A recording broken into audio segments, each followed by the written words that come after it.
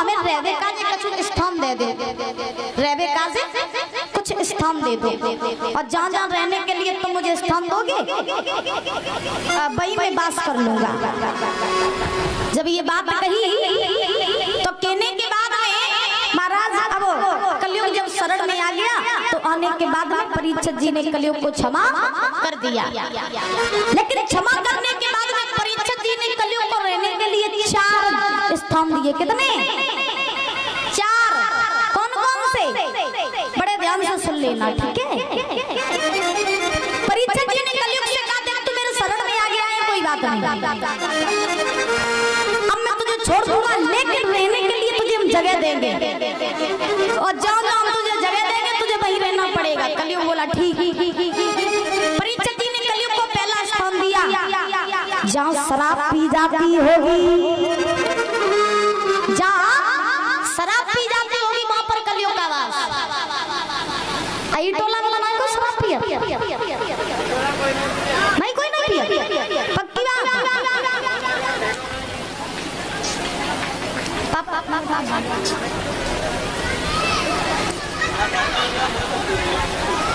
आई टोला में कोई नहीं पिया है?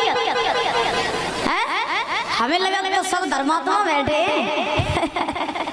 अच्छा अच्छा, कबो कबो तो रोज रोज में चले जाते हैं, रोज रोज में नहीं चला हो रही दीवारी कमाऊ नहीं। अरे बाप रे, फिर तो सब बड़ी बढ़िया है। तो इन तक कलयुग को आंसू पास में दिखाई दिए। अच्छा मैया तुम बताओ ईमानदारी से, कोई पियत तो नहीं? कोई पियत तो नहीं? पक्की बात। आज तुम सब एक ही पानी बोल रहे, क्या बात है?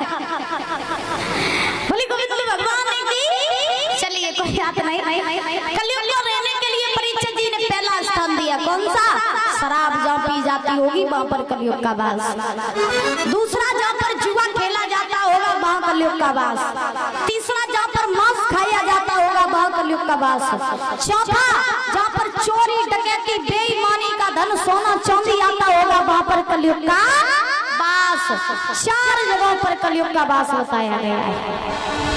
अब देखो, जो व्यक्ति 4 चीजों से बच के रहता है, शराब, जुआ, मांस, चरित्रहीनता, चोरी का धन, चोरी डकैती, इस सबसे अगर दूर रहता है तो समझ लो कि उसका बेड़ा पार निश्चित है।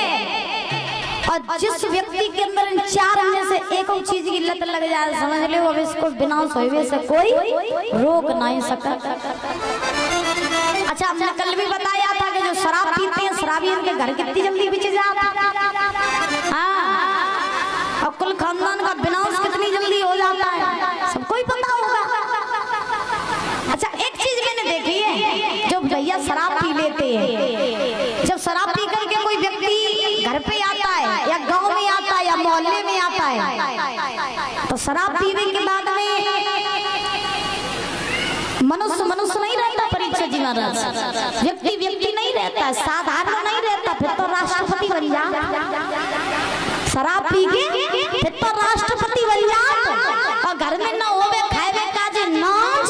और जब महाराज निकलिए मोहल्ला पड़ोस में ये शराब पी के, तो जा लगी है जैसे पता नहीं जो कहाँ के मंत्री आए होवे।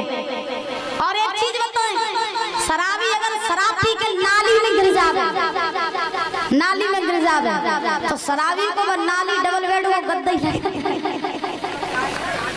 तो हम सही बता रहे हैं, शराबी को वो नाली डबल बेड को गद्दा ही लगाते हैं। हाँ, और डरे हुई नाली में, और बातें बड़ी बड़ी जरूरत हमारे जैसे कोई मंत्री जो दुनिया में है ही नहीं। तो शराब पीने से दूर रहना चाहिए। एक समय की तुम्हें हम बात बताए, जब व्यक्ति शराब पी लेता तो होश नहीं रहता, हम क्या कह रहे, कहाँ जा रहे, क्या कर रहे, कुछ होश नहीं रहता है। एक बार एक व्यक्ति रहे, वो शराब पी करके गांव में आया, और जब शराब पी करके गांव में आया तो वो गांव में घूमने लगा, बड़ी बड़ी बातें कर रहा है महाराज, ऐसा लग रहा है जैसे उसके जैसा कोई मंत्री नहीं है, बड़ी बड़ी बातें। अब डगमगाता हुआ जा रहा है, नशे में धुलते, पता ही नहीं जा रहे हैं, चलता जा रहा।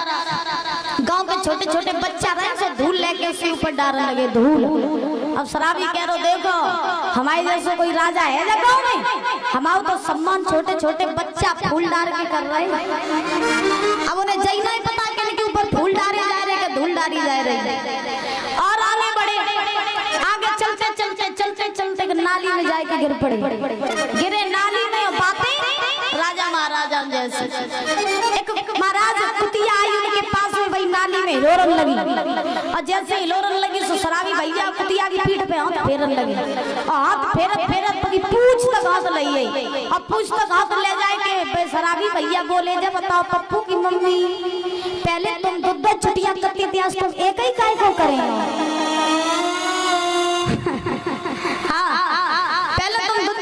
छुट्टियां करती थी, आज तुम एक ही काय करे? मैंने वो सही नहीं, जब पप्पू की मम्मी एक जो को है बोली राधा रानी सरकार